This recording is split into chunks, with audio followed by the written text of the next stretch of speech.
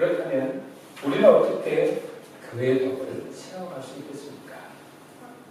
단순히 교회에 열심히 나와서 봉사 많이 하고 성경 공부하고 열심히 헌금하면 덕을 세워나갈 수 있는 건가? 그것이 우리 의지의 문제인가? 다시 한번 말씀드리면 교회의 덕을 세워가기 위해서는 교인이 내가 성장해야 된다는 것입니다. 교회는 성도들의 모임입니다. 한 사람 한 사람의 성도들이 성장할 때 교회는 성장하고 덕이 세워집니다. 그래서 우리의 관심은 어떻게 하면 교회가 덕이 세워질까 이전에 어떻게 하면 내가 덕이 세워질까를 고민하셔야 돼요. 어떻게 하면 내가 좀 덕이 좀 생기고 성숙하게 될까? 그런 관점에서 두 가지만 살펴보겠습니다. 어떻게 하면 내가 성장이라고 하는 덕을 세워갈 수 있을까? 첫 번째는요, 내가 고난 가운데 있을 때, 고난을 만날 때 주님 안에서 견뎌내는 것입니다. 머리와 관련된 지식의 성장은 배우면 됩니다. 그런데 인격의 성장은 고난을 어떻게 겪어내느냐에 달려 있어요. 우리가 덕을 세워나간다고 하는 것은 결국 마음이 성장하는 것이고 인격이 성장하는 것과 함께 가는 것입니다. 그렇다면 뭔가를 배우는 것보다 경험이 있어요. 구체적으로 이 고난이 내 삶에 찾아왔을 때 이 고난을 다른 사람의 탓으로 돌리거나 환경의 탓으로 돌리거나 혹은 나를 이렇게 태어나게 한 하나님의 탓으로 돌리는 것이 아니라 마음에서부터 이거는 내가 변화되는 과정이다. 받아들이는 거예요. 뭔가 내가 하나님 앞에 더 거룩함으로 변화되는 기회다고 받아들이는 것입니다. 그래서 말도 안 되는 어떠한 일을 경험을 할지라도 하나님의 선하심을 의심하지 않고 하나님을 끝까지 신뢰하면서 견뎌내는 거예요. 사실 우리가 고난을 이겨내는 건 아닌 것 같아요. 그냥 고난이 오면 견뎌내는 것 같아요. 사실 뭐 코로나가 왔을 때 이겨낸다 하지만 우리가 어떻게 이겨내요? 그냥 기도하면서 견뎌내는 거예요. 그리스도 안의 고난도 우리에게 오면 그냥 견뎌내는 것 같아요. 그게 이기는 것입니다. 그래서 야고보서 기자는 그와 같은 과정을 이렇게 묘사하고 있어요. 야고보서 1장 2절 3절 말씀과 12절의 말씀을 제가 드릴게요. 내 형제들아 너희가 여러 가지 시험을 당하든 온전히 기쁘게 여겨라. 이는 너희의 믿음의 시련이 인내를 만들어낸 줄 너희가 알리라. 시험을 참는 자는 복이 있나니 이는 시련을 견디어낸 자가 주께서 자기를 사랑하는 자들에게 약속하신 생명의 멸류관을 얻을 것이기 때문이다. 그래서 14절 야고보서 1장 14절은 이렇게 기록합니다. 오직 각 사람이 시험을 받는 것은 자기 욕심에 끌려 미혹됩니다. 인정하실지는 모르겠지만 우리가 겪는 환난, 우리가 경험하는 고난, 이것은 우리 안에 욕심과 관련이 있다는 거예요.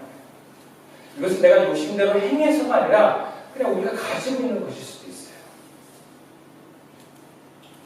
그런데 내가 괴롭다라고 하는 것 자체가 고난이 왔을 때 괴롭다, 뭔가 화가 난다, 억울하다 이런 것 자체가 내 안에 뭔가 하나님과 다른 내가 그것을 저항하고 있다는 것을 의미합니다. 이것을 조금 어려운 말로 에고라고도 얘기를 해요. 물론 내가 죄를 짓지 않는데 받는 고난이라 할지라도 내가 인정할 수 없는 나도 모르는 그런 내 안의 모습이라도 고난 가운데 그것이 제거되기를 원하시는 하나님의 뜻이 있습니다. 그래서 나도 모르게 그 안에 있었던 것들이 고난을 통해서 발견되게 되고 그 고난을 통해서 그것이 사라지는 길들이에요. 그래서 성장은 뭐냐? 그 안에 나를 주장하는 것들이 내려놔지는 거예요. 그래서 하나님의 뜻을 내가 순종하는 데 이르는 것이 그리스도인의 성장입니다. 그러나 누구처럼 남들 탓을 돌리고 환경 탓으로 돌리고 또 하나님 탓으로 돌리면 고난이 와도 변화가 되지 않아요. 사도 중에서 가장 많은 고난을 받는 사람을 찾으라고 하면 아마 사도 바울일 것입니다. 고린도후서에 기록된 그의 고난에 대한 몇 가지 고백도 보면 그가 얼마나 고난을 받았는가 쉽게 알 수 있어요. 그런데 바울은 자기가 고생을 많이 했다라는 기록과 동시에 무엇을 기록하냐면 그런데 내가 처음에 철없을 때 예수 믿는 사람 잡아다가 오게 가뒀어. 자기 고백을. 자기 죄를 고백하고 자기 연약함을 고백합니다. 그러면서 자기 삶의 고난은 그게 마땅히 내가 받아야 될 수밖에 없는 또 내가 하나님 나라의 사역을 위해서 감당할 수밖에 없는 것이라는 것을 인정한다는 느낌을 알아요. 우리가 고난이 꼭 내 죄 때문은 아니지만 내가 더 거룩함으로 인해서 하나님의 뜻 가운데 하나님 나라를 위해서 고난이 허락되어지는 경우가 많습니다. 그럴 때 그거를 받아들입니다. 그러면 자기도 모르는 사이에 성장을 합니다.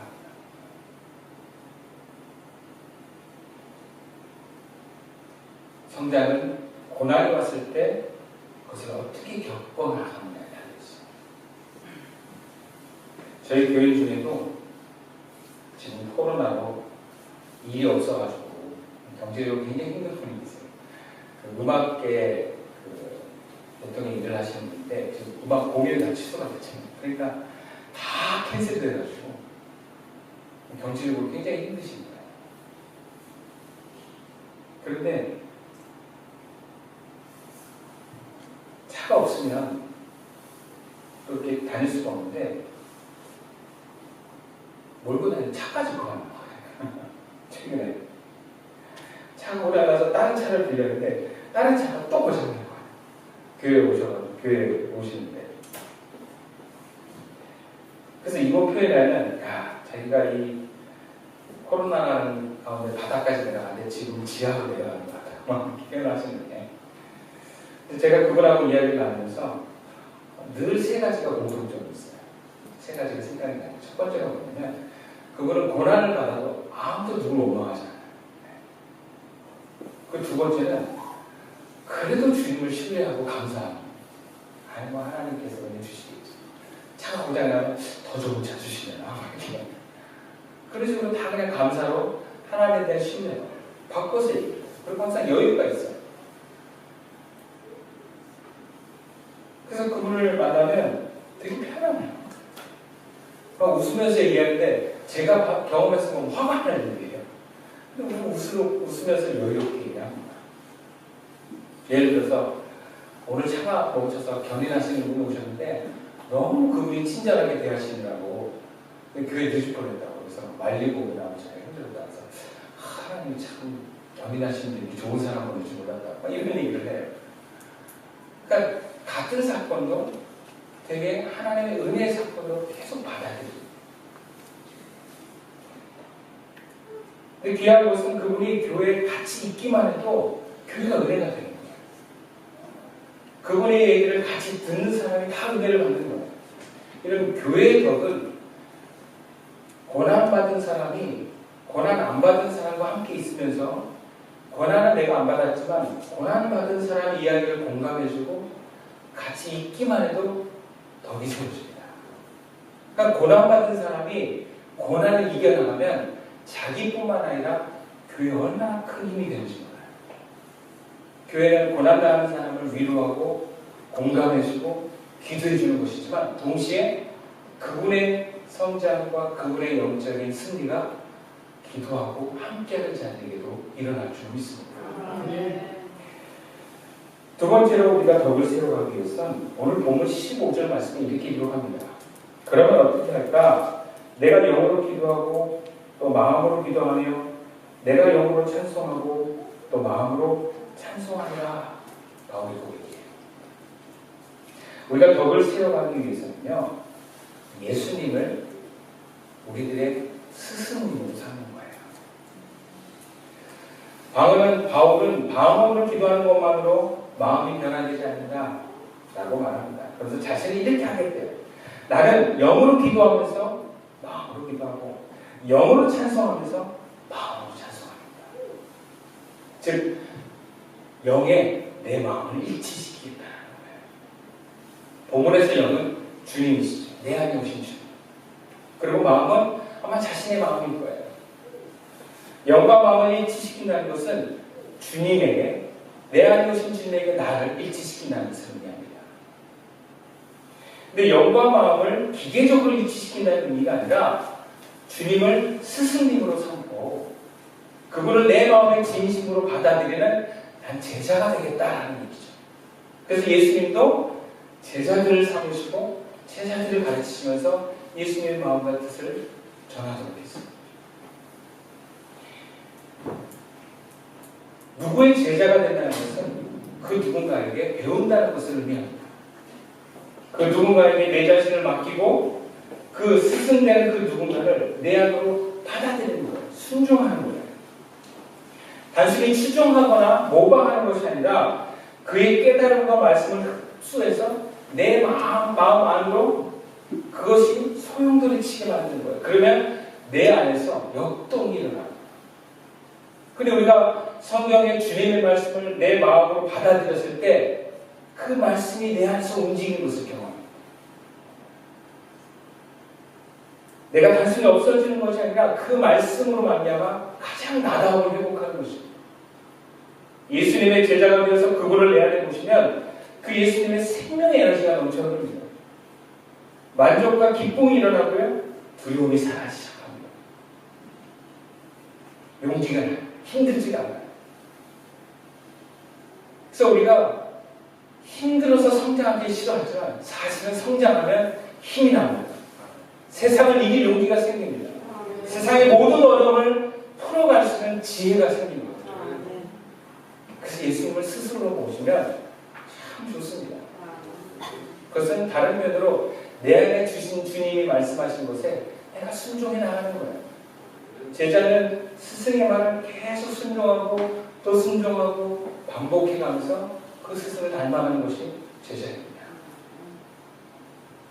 나와 교회의 덕을 세우는 것은 주님이 우리 안에서 우리와 하나 되어서 더 용기 있고 힘이 있고 생명이 넘치는 것입니다.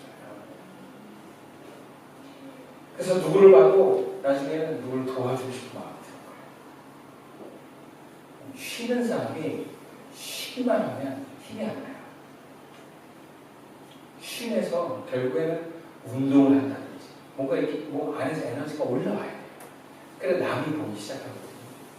우리가 영적으로 지쳤을 때 주님을 계속 묵상하고 그분의 말씀을 따르기 시작하면, 순종하기 시작하면 내가 세워지고 그 다음에 내가 도와줄 남이 보기 시작하는 것입니다.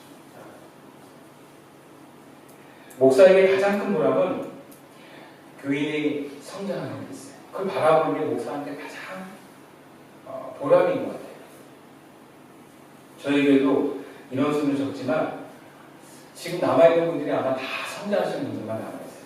저희 교회가 특성상 성장하지 않으면 남아있지 못해요. 네.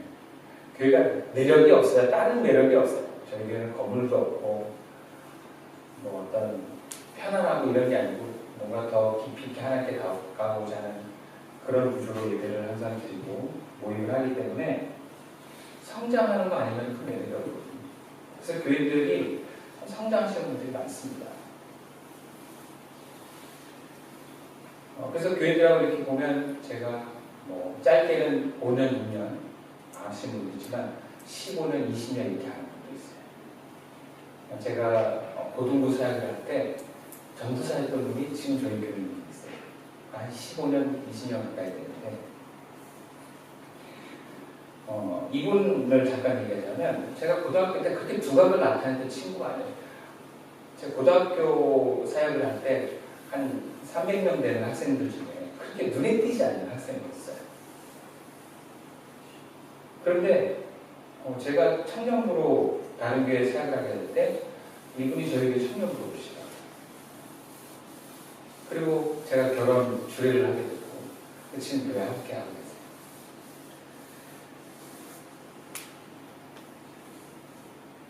근데 참 감사한 것은 자, 이건 계속 성장하고 있다.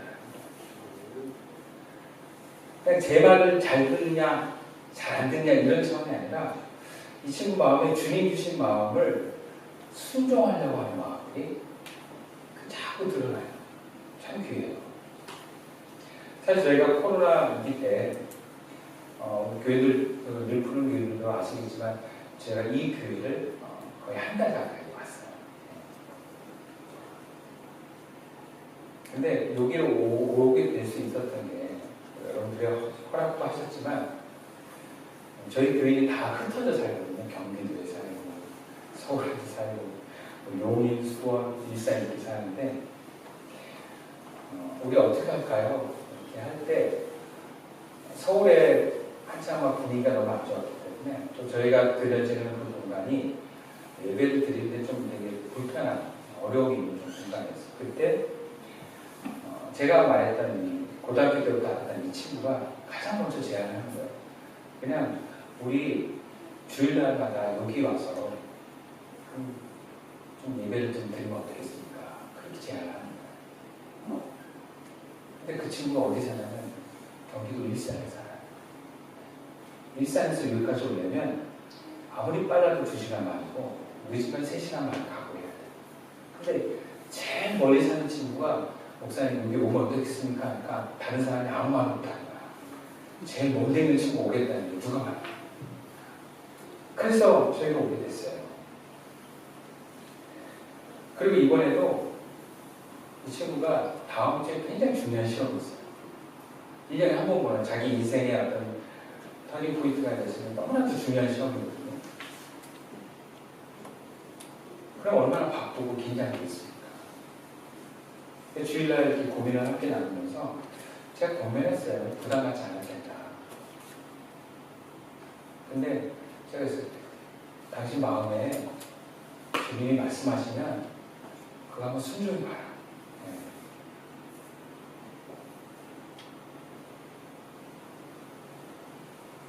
근데 뭐 주님이 뭐라고 말씀하신지 제가 얘기할 수가 없고 저도 잘 모르고.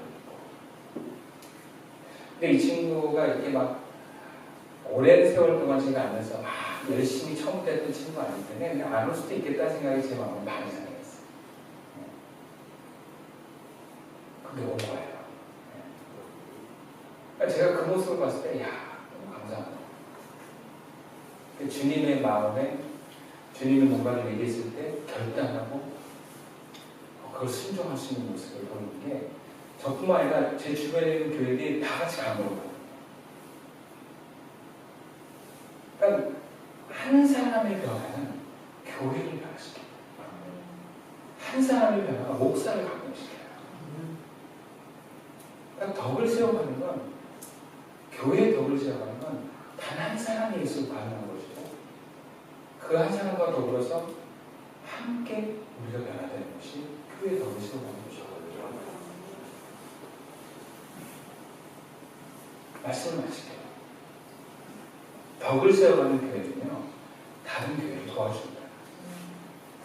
덕을 세워가는 교회는 다른 이웃들을 살리고 구원으로 인도합니다. 그러나 나만 행복하려고 하는 교회는 남도 도울 수 없고 자식도 도울 수가 없습니다. 덕을 세우지 않고는 나도 남도 행복할 수가 없습니다. 주님은 우리가 행복하길 원하십니다. 행복한 길을 인도하세요. 그리고 이웃과 세상이 아름답게 변화되기를 원하십니다. 그러기 위해서 우리에게 말씀하십니다. 너와 교회의 덕을 세워가라. 참 저희 교인들이 이 물품 교회를 참 좋아하고 기뻐하는 것은 그 코로나 때문에 교회마다 막 예배를 못 드리고 있을 때 그나마 서울 여기는 너무 천통 같은 그런 예배를 못 드리는 분위기에서 충청도에서 그나마 예배 드릴 수 있을 때 늘 푸른 교회가 덕으로 저희 시선교회를 품어줬기 때문에 가능한 것이 아니었나. 너무 고마운 마음이었어요. 그러니까 여러분의 덕이 우리 교인들에게 귀감이 돼서 우리 교인들도 그 덕을 세워가는데 대우는 열심히 내고 있는 게 아닌가. 참으로 감사합니다. 시선교회와 일품교회가 함께 더불 세워나가는 교회가 됩시다.